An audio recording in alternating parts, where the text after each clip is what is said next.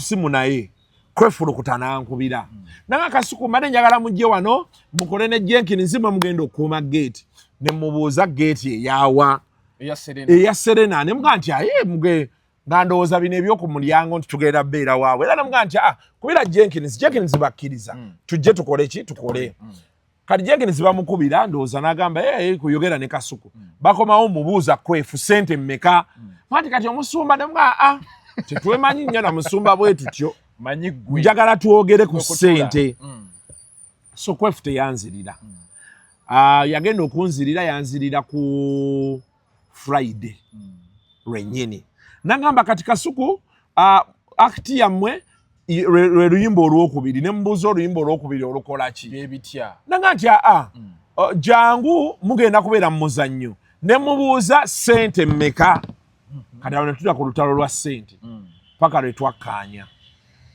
Jenkins naye akkiriza Jenkins tannaba kati Jenkins bagenda omukola kwa Jenkins nayogera naye ku Friday n'ambuuza Kasuku abasajja baamalira ku ki ne muga simanyi kati nze kwefu agenda okunkubira mugamba kubira Jenkins gatakwata kati Jenkins mukubira ate nzo eddako angamba nze ndi ku lyato yali ku lyato ne Peter Miles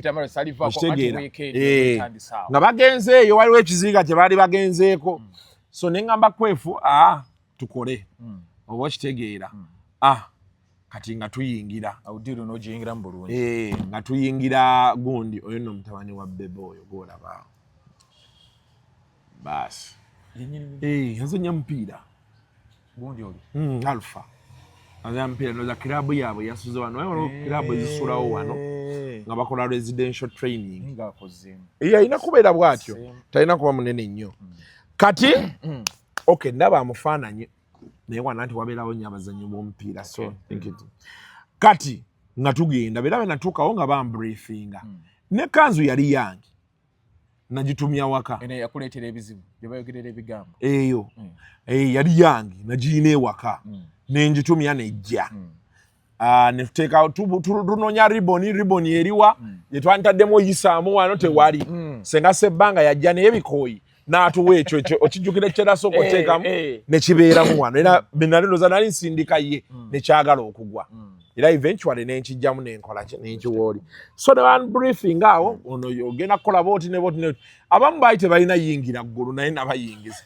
era musumba tewawuliranga aga nti naye bannaye Kasuku buli omu amuyingiza eggulu because okitegedde so that was basically it tewaliwo nnyo ne tukola nagenda olaba abantu ate baga kyanyumye nnyo but for me it was a normal thing nali ndaba things are going on the way they have to be but I was happy abantu bakisiima and I said well abantu beyongeredde ddala okwagala Kasuku abantu beyongedde okwagala kuku yes so kino nga time yali ntono gye bakutrainingiramu anti kati fe abamu ate zinakolako emudiddi edda ebyo nabizannyamuko ebyo so ate kati fe ababeera mu maaso ga kamera bino tubeera tubimanyi you know tekyetaaga kurehasinga kiri awo and it becomes more fun when you do something spontaneous naku zino art yali scripted akola naye omuntu okimusomera n'omuga kati gwe kikolemu nga ggwe so that asigala mu character gy'asobola okubeera comfortable si kiri ekikwate ekisome kiri wano ky'oba oteeka wali ku stage so abantu bangi baavudde ne baba nga boogera ebigambo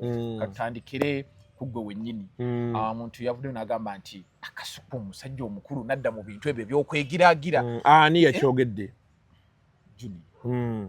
yena maaso kakati ne full figure n'avaayo n'abanga still ayogera ebigambo naye kati sokere nnyo wano ku Junior n'agamba ne Rema n'amakula nti Rema mukazi mukulu teyandibadde kubeera nti yeefukula n'amakapeni kati Junior munnaye kati ye obuzibu bw'ayina ye tamanyi nti awo abantu baasasuddwa I think teyajjidde bwereere ne baba nga mukwano gwe yamuwoza ebbanja era lwanaaba ayagala nona ayina oddizza that's how art works nzijja nenkuyimbirako nange nojja nonyimbirako zinabadde manyi nti mukwano gwammwe mwamubeereddewo nze saakoledde bwereere era abogezi kaboogere naye nga kale ate sikyakolera bwereere muganda wange sikyasobola so for him okay well kati I don't think nti ategeera nnyo so he will not understand that art is a form of money okitegedde yensonga lwaki abantu bakyazannya emizannyo yensonga ki Idris Elba ku myaka gya 5 akyazanya film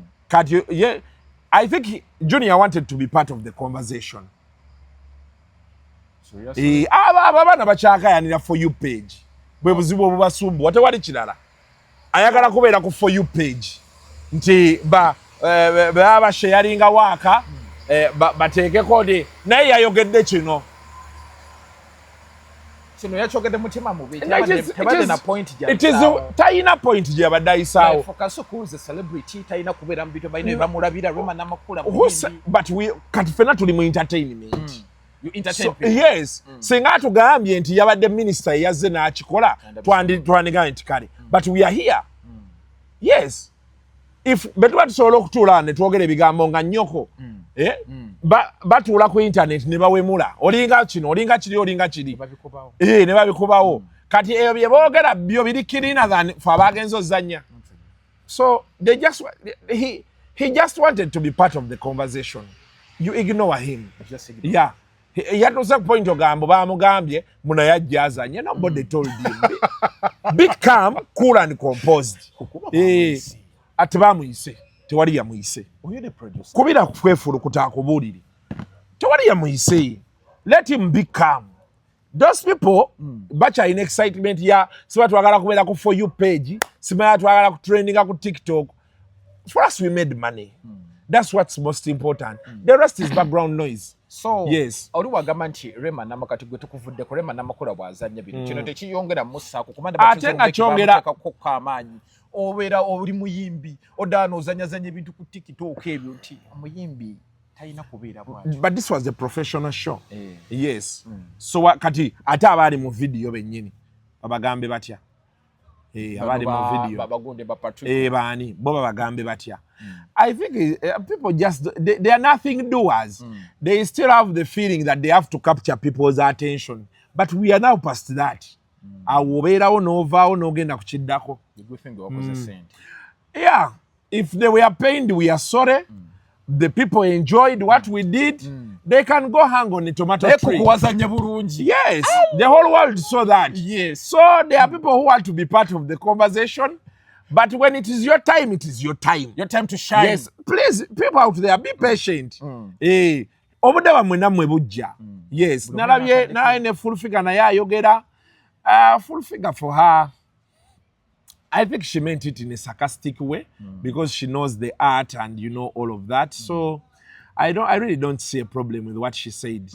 You could see she was just trying to be petty.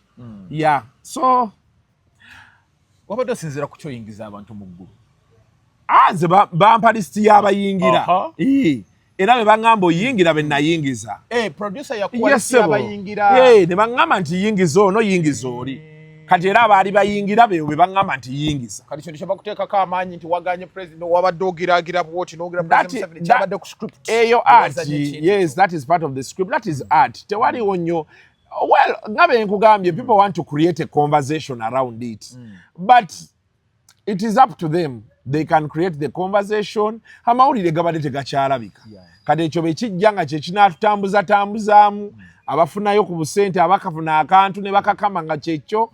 I really have no problem with it. Like what about the part of the show? Kye kyasinza okunyumira ku show ya Pastor I think for me ekyo nasinza okwagala yadde ate no party eyasembyeyo ezo ennyimba ezo nga boolaba bibuzaabuza you know those things because man olaba kati abo abantu aboogera some of them have not come a long way. If they had come a long way they would know. This is where we when nakulabidde nga olwakayimba keeko bibuzaabuza muganda wange nze ntuuse wano maama wange abakubaawo. Life couldn't have been this way. Nandibadde sirina mu bino. Ebintu byali birala nnyo. Ebintu byali birala nnyo. Era oluusi otunuulira omuntu nga noga kati bano twandibasanzeewa. But yeah, nzijukiramu awo maama wange maama wange yali waddala nnyo. Yali mukyala nga munene baati nga alabika bulungi nga alinamu kasente ke. Yali nga maama Sydney. Yali nga maama Sydney. kati waliwo ate omulala ye maama Naaki bw'oba omumanyi bwe yali bw'atyo naye yali abit browner ng'ate muwanvuko singa maama Naaki nga n'akasente amusingako kati kasente mamanga kasente yakayina akasente yakayina lwakuba nti ebintu ebimu olaba ggwe Megatron tetugenda kujjanga wano kubinyumiza wano mu public naye kati so bw'obiraba n'ogamba man you know that part is a nyimba ezo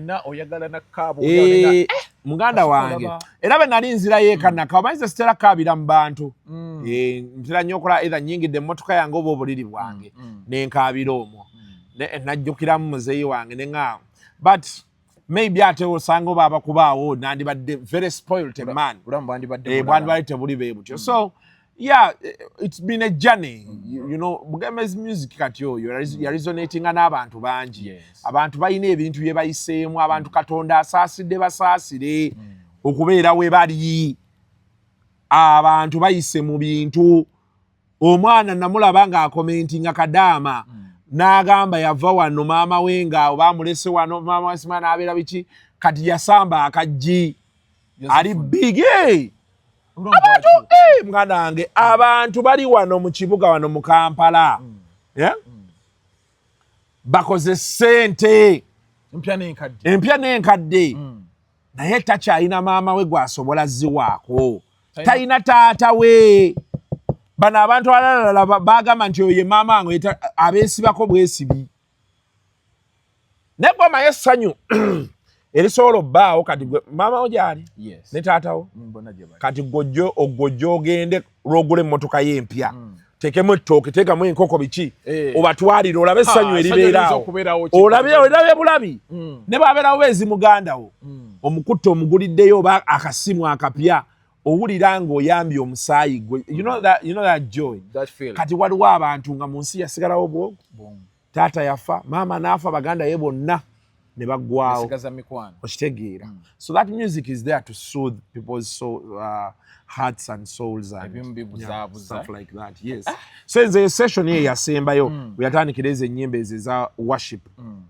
we nasingirawo okwagala that's why for me yes so nali ku talk and talk ya Saturday mpulira John Segawa ngagamba nti it was a nice show mu kifo ekikyamu like what do you talk about that? John Segawa ali entitled ku opinion ye. So I cannot say that what he said is not true because ye akyogedde. But me I think the show was where it had to be. But our audience yaze ku church ne jetwade naye eno byanjawulo. So kati sitegeera kye yabadde agamba bwatyo but I respect his opinion. Ye bwatyo bwalabe ebintu. Bosho badde bayagala. Show eno yabadde so nga mulimu nnyo ba comedian. Basusemu. Tisanga kitule ku National Theatre bakola Bonita. Don't you think that kino kigenda kusaamu like comedy ba comedian kati abayimbi kati beba hiring abafune kan? Yeah, but that is how it has been always. Nganda ba industry ya ya comedy ate eri wansi sawe industry ya comedy yaddayo because they fail to reinvent themselves. Yes, actually comedy kati enaku zinata kyali ku stage, comedy kati ali ku TV. Stand up no go stand up yavuddeyo kati wano mu Uganda ba comedians baffe beetaagayo okufuna kati nga bolaba streaming app nga bolaba Play It Loud nga bolaba gondi Afro Mobile ne babafuna ne babateeka mu theater wali ya NBS ne bakola stand up ne baji recording seasons. That's the way they are supposed to make money.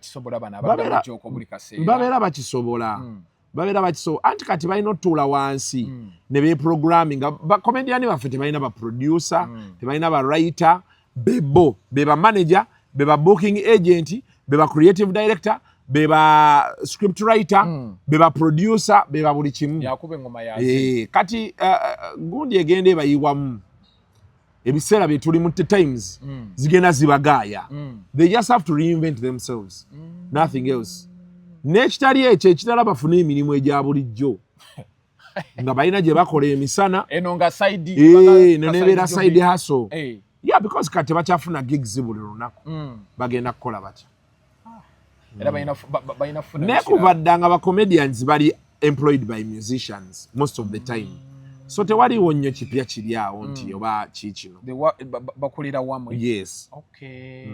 So that aside ekintu kino nazze nkirowoozaako nga njagala otubulire olina akantu kawakonyeeko wali wamakulyangane ba Miles Lwamiti temwali na ntalo mwekuumanga mutya? Entalo zaaliwo nga teziri nnyo naye zaalinga on principle okitegedde nti omuntu yabeerangawo nga takwagala naye ng'akulaba bulabi okitegedde ng'akuleka gwe n'oyogera by'oyogera ng'akulaba bulabi because waki twakolanga ekyo because guno omulimu twali tugwagala n'abaddako bagusange bagufunemu. Yes.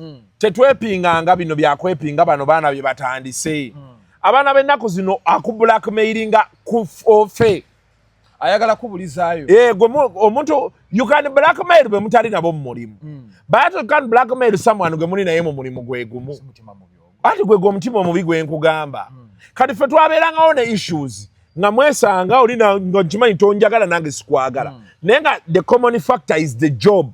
Omulimu guba yes let's do the job let's keep the job ebirala tujja bikola ki tujja biraba kuba guno omulimu gwe tulyako ffenna. Muzeeyi mirundi yaŋŋamba naŋŋamba nti Kasuku mu buli kye mukola mu making sure nti amawulire gasigalawo kuba amawulire be gataasigalewo eggwanga ligenda ggwa kasita abantu balekeraawo okubaako ne kye batya nti bano bajja twogerako bano banaatulawa batya and that has been the focus.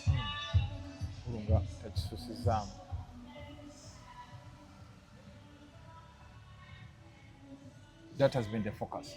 And that has been the focus. Botono olunaku olwaleero bagenze bakutula media houses ab'amawulire tebakyali relevant. Bagenze bakutula kati eno abagezezaako okuba relevant YouTube, TikTok.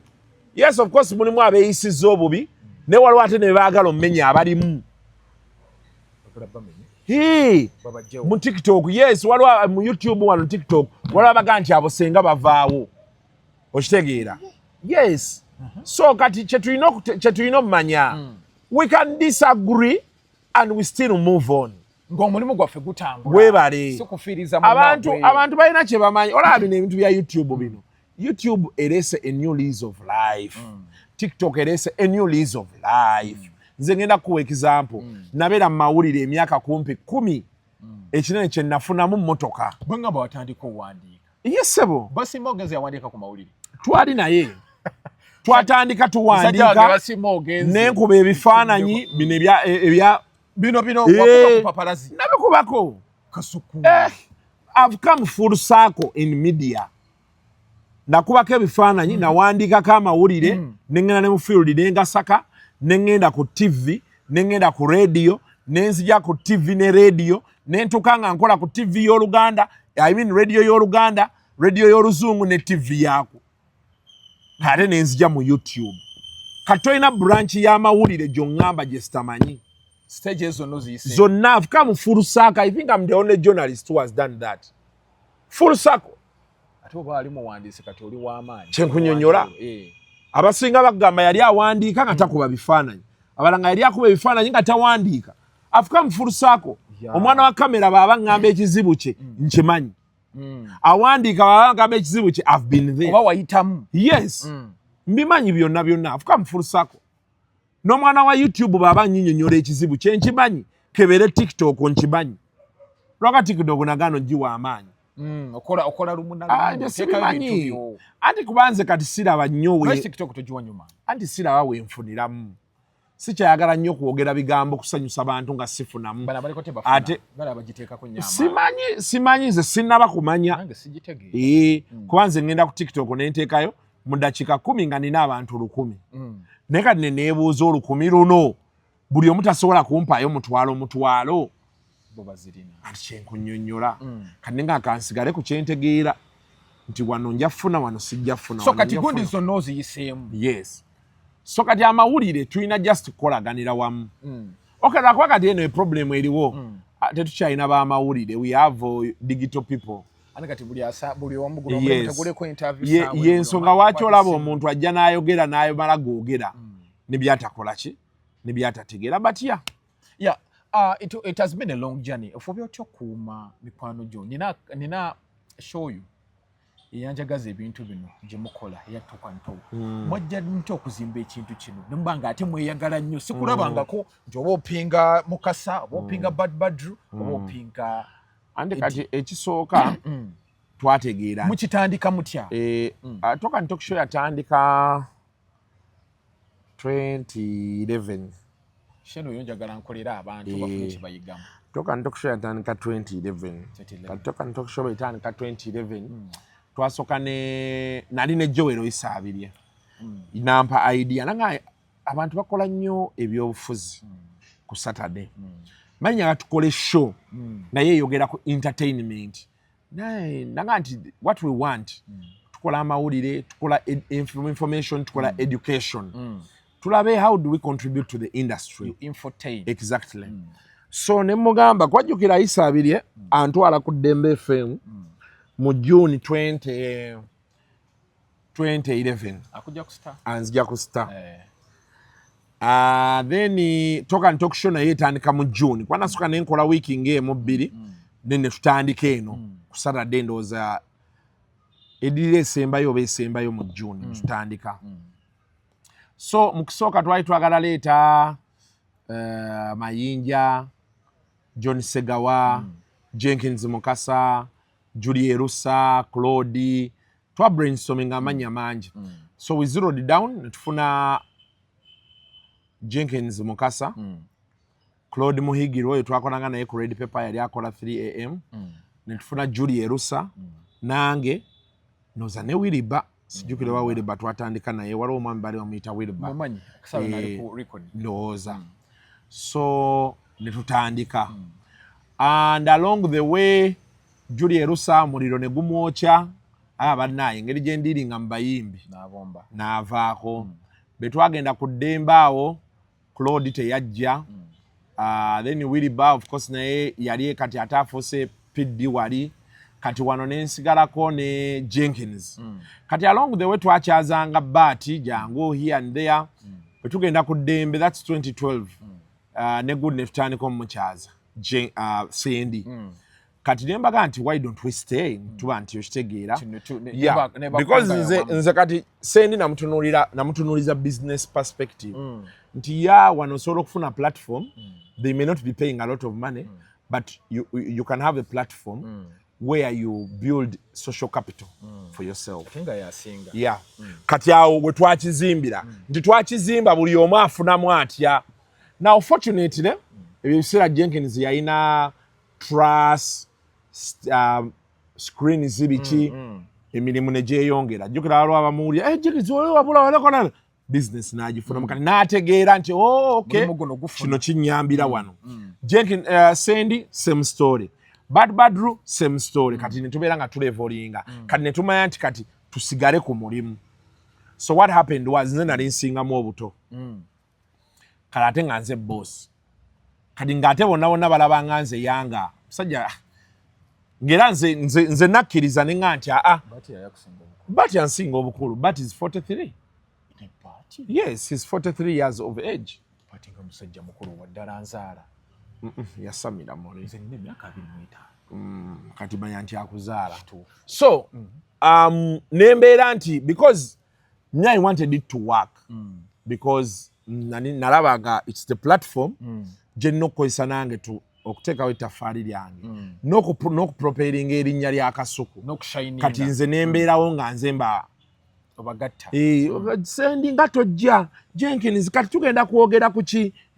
Bati kino oba kitegeera kati ne tubeeraawo ate nze ebiseera era nalinga active mu field kati nga bo bano kye bagenda okumpa Sandy yali amanyi the very very local part of the business abo bandi baani ono Jenkins ng'amanyire urban part kati ngera Jenkins information ekwata ku Peter Miles oba Bebe Cool oba Chameleone oba ng'ajja gifuna Sandy ng'ajja kufuna eri kane tubeerawo nga compliment nga nze nenkola ogwa host now along the way because nze natambulanga nnyo ekiro ne Bati nga tubeera nnyo mu bidongo ali ne tuka nga tulina information mungi kati the first line of friction gye twafuna ng'ate nze show njeetisse because the information was there. Kati nagendera nga ate bano mbalekerera nnyo emabega. Kati nensalawo nti nze ngeri gye nkola Monday to Friday dizibuwukire bondi bwe najjangamu Bukasuku nenga kati nze kandeke bano ate abantu nabo bakole ki bo bawe nnyo information nga nze nga mbuuza nkolo gwa hosti kati ate kyasumulula busumuluzi show buli omu ne yeeta so and yeah, so over the years of course we've had issues but sendi yatuteekamu nnyo embeera twogere Kasuku tewali kikutwala kwekyanga jangu twogere what is the problem. So Sendi is the coolest. He's the coolest. And Jenkins is the hardest person to deal with on that show. I know. Kwaye tayagala kumanya. Era ye Jenkins muzza. Namga Jenkins. Mokafa's hard. Echo kireke. Yes. He's the hardest on that show. But Sendi mwangu nnyo. Sendi bw'omugamba ssaawa 5 batunda mu schedule ye nga waali akugambirawo nti wendi.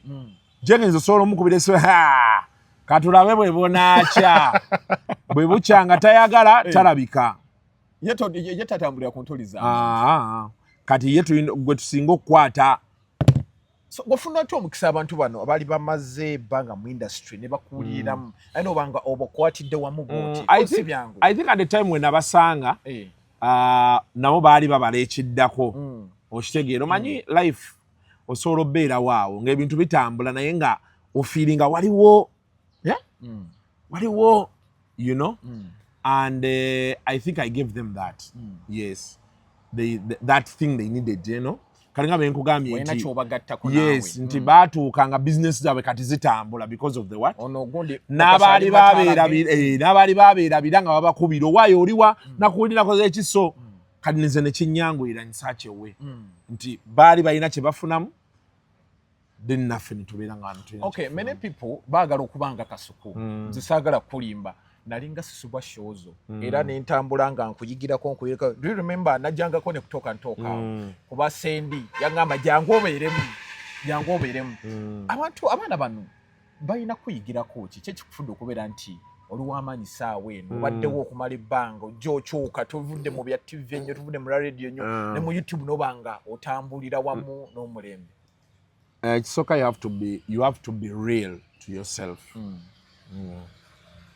Oyina okubeera ggwe. Abantu abasinga ekibawonyaawonya they want to be like somebody and you see they can't be two.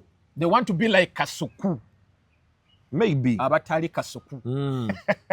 Kati ffe wetwajjira Lwamiti yali w'amaanyi naye tetwayagala kubanga Lwamiti. However twayagala okukola Lwamiti kyakola. Maye ebintu bibiri byanjawulo. Osobola okwagala okukola Kasuku kyakola. This information we give the analysis and what. But don't try to be like Kasuku. Siyina. Nze najja buzinga ngamba nti njagala kukola ekyenjawulo. Njagala kwongerezaako. Ngabe ngambye nti twabalabanga abalala baali babikola. Naye tetwayagala ate kubanga bo. Wabula twayagala okukola kye bakola ki? Chibakola oba kitegera kye ngamba and yeah that is what made us stick kyekisooka ekyokulala you know soma you have to read the times you have to see abantu kati baagala ki bali mu mood ki what challenges do they have opimamu yes kati bw'otunuulira ennaku zino abantu bakoowu abantu bakoowu yensonga lwaki oli ajja n'aleekaana ku social media ennaku 10 wabaawo ekijja ne kimu-overshadowinga abantu ne bagenda mu maaso n'ekiddako. You get what I'm saying? So kyekyo ekyokulala nze ndowooza ekintu kyenkola kiri naturally gifted. Yeah, so I've not tried so hard. Sometimes people try so hard. They end up being plastic. Yes. Goli original. Yes. Okay. Because kati nze kyenkunyumiza kati ne betwatudde wali bwe tuti bwe tunyumya. Kati nze ebintu nga bwe mbiraba bwe mbikuwa without you know sugarcoating them and what. So and then they have to be consistent. Kulemerako. Yeah. Wabalemedde kubiganye. Then it's not their calling. Because olemerako otyanga Megatron yakajja again. You have to realize it. Sometimes you have to realize it. It's not your calling, you know, kireka n'ogenda kukiddako. Abantu abamu tulina we tuli nga si we tulina obbeera.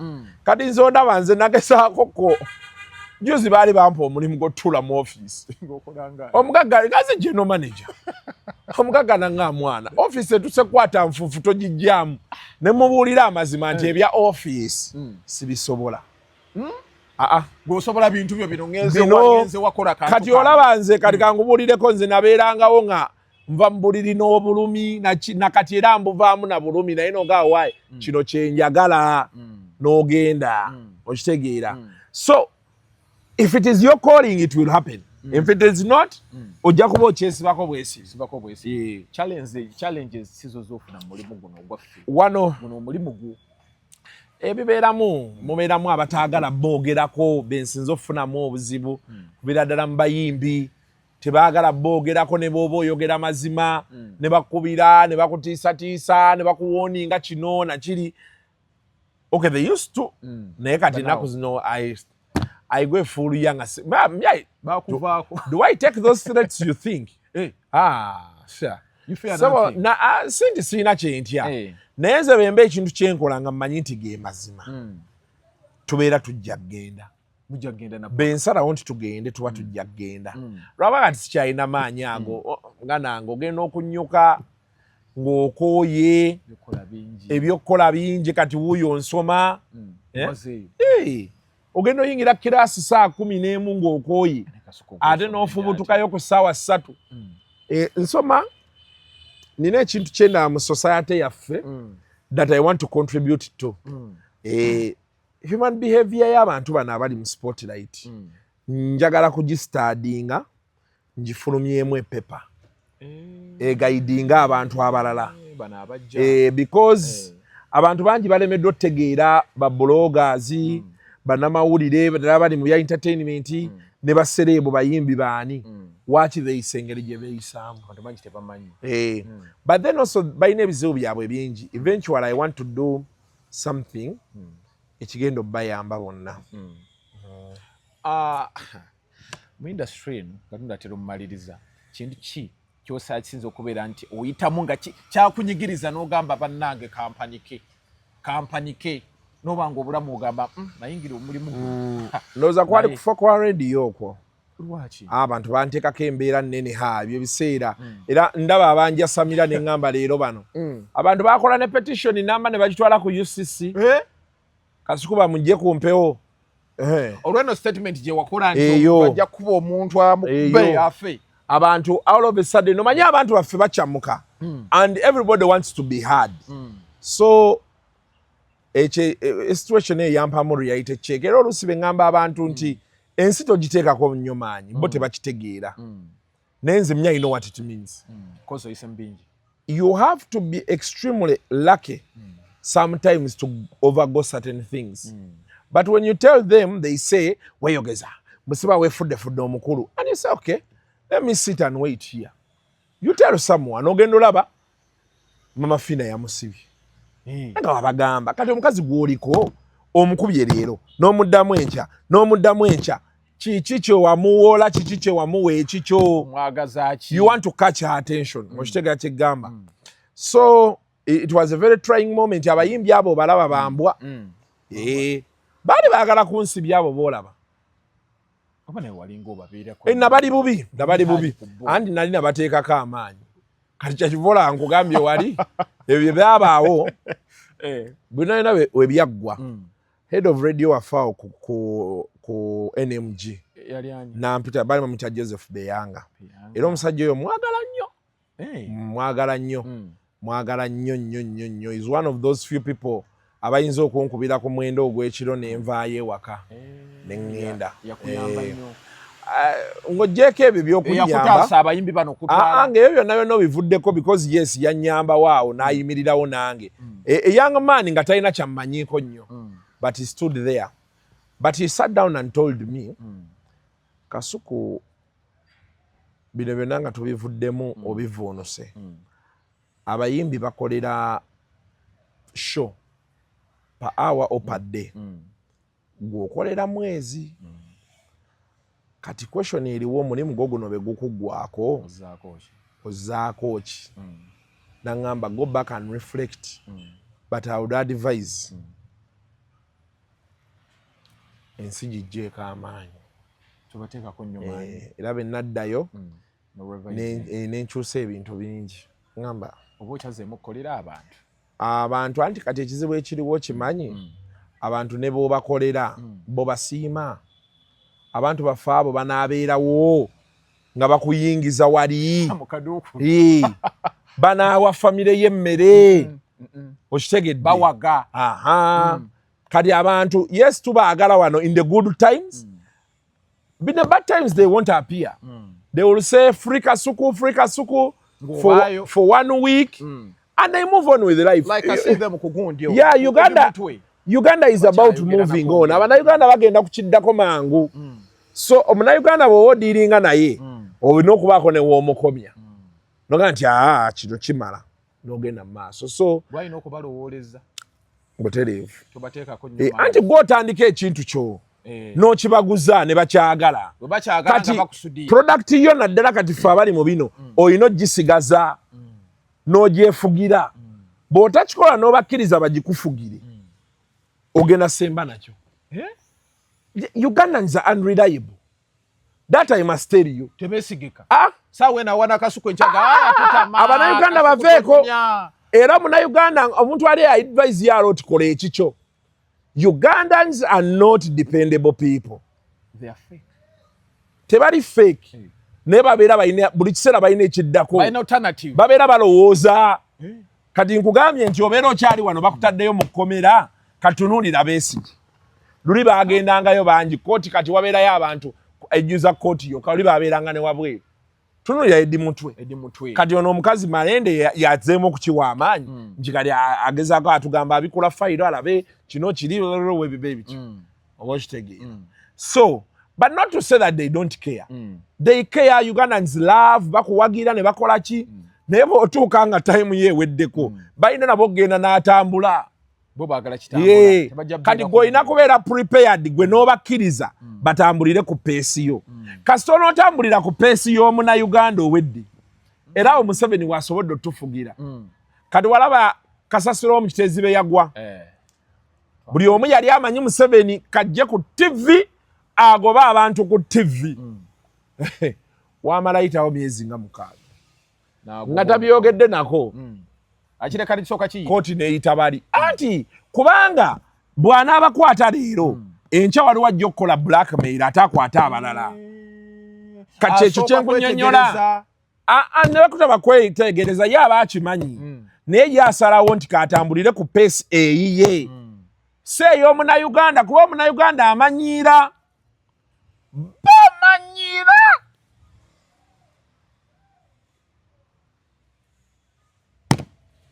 okugira ngo olina kyombuuza kirala kabadde katono kabadde katono tulina kafiirako dakiika zongaana kenjagala okubuuza katono nina ka vidiyo kano era buli gwenkyaziza mubuuziza nabadde n'ekitono ejjo yabadde mukambwe ka vidiyo koono mugundi bba wa Chosen Becky nga beekiisinga bali n'omwana kakitono yabadde akambuwalira ki omwana bamuyigiriza empisa embi basinikire muli ebinnyo bw'obiwagira wagira obuseebo but me I kiss my wife in front of your kid. Of course. Kasuku, you're bad. No. Mureso gundi.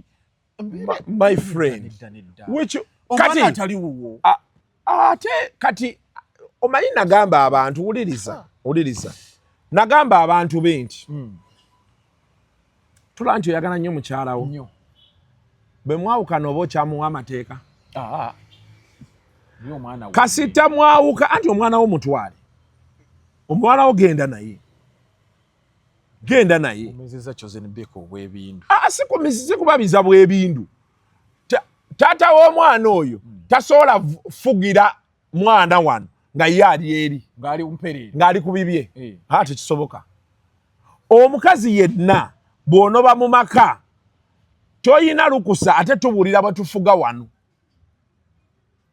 omukazi bw'ova mu maka tosobola tugamba omwana wo teyalidde kyaggulo kiba kibi naye bw'osinga ali oyagala nnyo akirye wandibaddewo eyajja aliwo omupya ayagala babe basooke bakkute.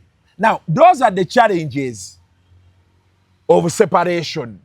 That's why we say mweyise bulungi mwenna abali mu bufumbo mukyala weyise bulungi omwami weyise bulungi because the repercussions gw'ozifeelinga mu third party Booleka ewaka wano babifiiringa mu real time.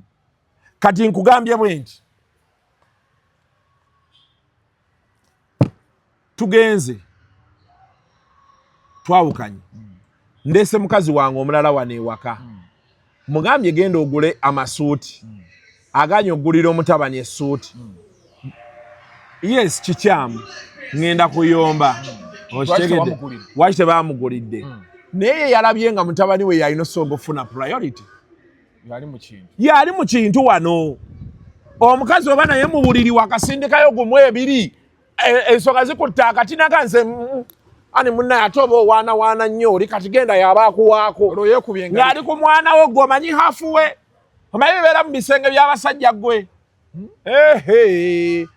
mbwe omwana wange tebamuwadde emmere Kasuku bino ebintu byonna kyoze nibiki byakula kutta abaana ba munne abagambye yono taata yono kati taata waabwe aliwo kiruma naye yono si ya biological naye kati yaliwo ye father figure aliwo singa oli yali akyayagala okuba father figure yandibaddewo. Yes, the cost of a breakup yeyo oli akifiringe nona afiringe bibi Ggwe tulaba nno abazungu bo balina kye bakola bwe mwawukana omukazi omupya bajja bana abaana era maama abo banga batwala mu care home ezo ez'abaana paka batuko okwesalirawo nga tata aba balabiririra eyo namiri embeera gyalimu sigyesabira amiri talina mbeera gyalimu namubeera ne mutyaba ogenda okulaba yakukunya mukazi wo naye kati but now what will he do about it? Please. Ati kyenjagala okubuuza what will he do about it? Ebintu byabeerawo dda they told me 3 years ago. Even if it's now okay, even if twabimanyira byabeererawo it's 1 year later amiri yennyini yakimanyira yakyogerako nti bapepeya. That's what Ronnie Mark said, that these people broke up 3 years ago. Ronnie Mark is not serious. How old is the girl? Which girl? Ono mwana omuto. Simanyi. Mwana muto yawezze emyaka ebiri. Wa Amiri kye kibuuzo. Kuba nawulira bazaala omwana Amiri amuwadde amannya amalala nono amuwadde amannya malala. Kati kibinayo ebibuuzo biri awo. So kati oleme kutinkuula nnyo ate fitina. Naye Amiri gyali kasita yagenda mu maaso afumba omuceere gwe gulimu ssente afune ssente yeekulaakulanya afune ekikazi ekirala. Ebikazi mu ebiri. Ebikazi mu ebiri fune ekikazi ky'amabinaawo. Kikwerabize yennaku. Naye nga tewali kyabaddewo kitiisa. Just abantu twagala kusaakaanya. Kola kantu. Amawulire gatambule. Neera gatambudde. Weebale nnyo. Tweyagadde era kyoze nibeki yongera ffe tukyakolera ddala akantu.